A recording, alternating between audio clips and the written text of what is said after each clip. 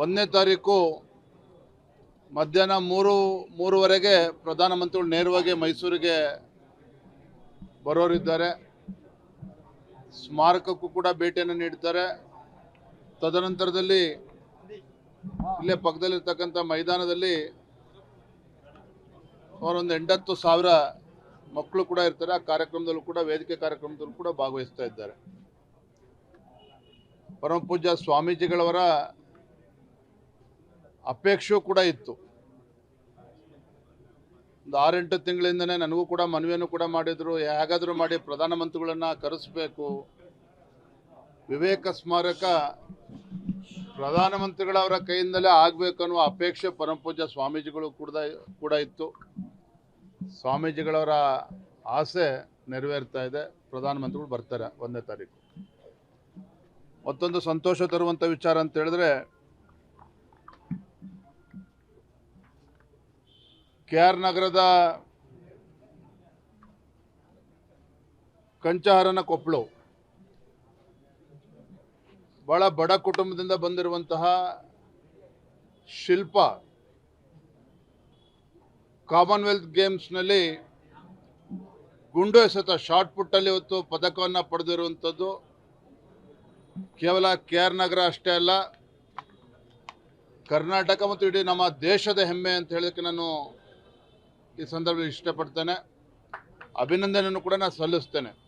ಯಾಕೆಂದರೆ ಭಾಳ ದೊಡ್ಡ ಸಾಧನೆಯನ್ನು ಶಿಲ್ಪ ಅವರು ಮಾಡಿರ್ತಕ್ಕಂಥದ್ದು. ಭಾಳ ಕಡುಬಡ ಕುಟುಂಬದಿಂದ ಬಂದಿರತಕ್ಕಂಥ ಶಿಲ್ಪ ಅವರು ಏನೇ ಬಡತನ ಇದ್ದರೂ ಕೂಡ ಸಾಧನೆ ಮಾಡಬೇಕು ಅನ್ನೋ ಇಚ್ಛಾಶಕ್ತಿ ಏನೋ ಅವಳಲ್ಲಿತ್ತು.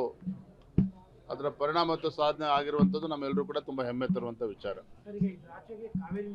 1ನೇ ತಾರೀಕು ಮಧ್ಯಾಹ್ನ ಮೂರುವರೆಗೆ ಪ್ರಧಾನಮಂತ್ರಿಗಳು ನೇರವಾಗಿ ಮೈಸೂರಿಗೆ ಬರೋರಿದ್ದಾರೆ.